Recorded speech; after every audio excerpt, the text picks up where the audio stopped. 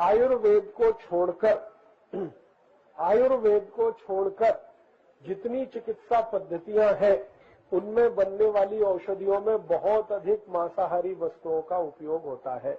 आप जितनी भी एलोपैथिक औषधि लेते हैं ना, वो एलोपैथिक औषधि में जितने कैप्सूल आते हैं ना, कैप्सूल, ये सब मांसाहारी, क्योंकि कैप्सूल के ऊपर जो कवर देखा है ना आपने, कवर होता है, उसके अंदर औषधि भरी जाती है। तो वो कवर प्लास्टिक का नहीं होता। आपको दिखने में ऐसा लगेगा कि ये प्लास्टिक का है, लेकिन वो प्लास्टिक का नहीं है, क्योंकि अगर वो प्लास्टिक का होगा आप उसको खाओगे तो अंदर जाके वो घुलेगा ही नहीं, क्योंकि प्लास्टिक 400 वर्ष तक घुलता नहीं है। वो कैप्सूल ऐसे का ऐसे ही संडास के रास्ते निकल जाएगा।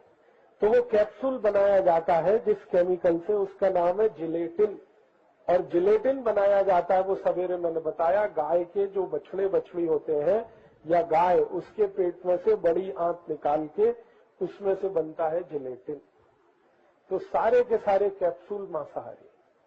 तो अगर आप चुस्त शाकाहारी हैं तो कभी भी कैप्सूल तो नहीं खाना, गलती से भी नहीं खाना।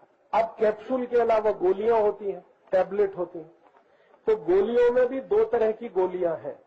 एक गोली को आप अपने हाथ से ऐसे छू के देखो तो उसमें से कुछ कुछ निकलता है, पाउडर निकलेगा, हाथ सफेद हो जाएगा, पीला हो जाएगा, वो गोली तो ठीक है। लेकिन आजकल कुछ गोलियां ऐसी आती हैं जिनको कितना भी घिसो कुछ नहीं निकलता, उसके ऊपर भी जिलेटिन का कोटिंग है, वो भी कैप्सूल जैसी, वो भी सब मांसाहारी।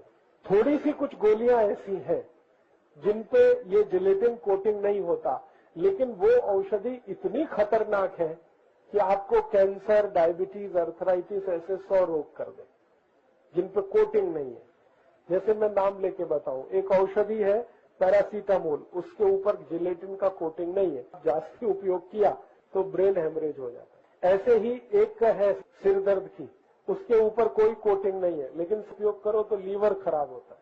ऐसे ही है एक बहुत ज्यादा बिकने वाली मेडिसिन, बहुत अधिक उपयोग में आजकल आती है, हार्ट के जितने भी मरीज हैं हृदय घात के, उनको दी जाती, उस पर कोटिंग नहीं है, लेकिन उसको खाओ तो किडनी खलास हो जाती। तो जिनके ऊपर कोटिंग नहीं है वो औषधि जहर है, और जिनके ऊपर कोटिंग है वो औषधि मांसाहारी है। तो अब प्रश्न उठता है तो फिर खाएं क्या? हमारे सामने तो संकट हो गया कि नहीं? तो मेरा आपसे निवेदन है कि आप एलोपैथिक औषधि खाओ ही मत, जाओ ही मत किसी डॉक्टर के पास। आपको कुछ रोग हो गया है तो स्वयं चिकित्सा करो, अपनी चिकित्सा स्वयं करो।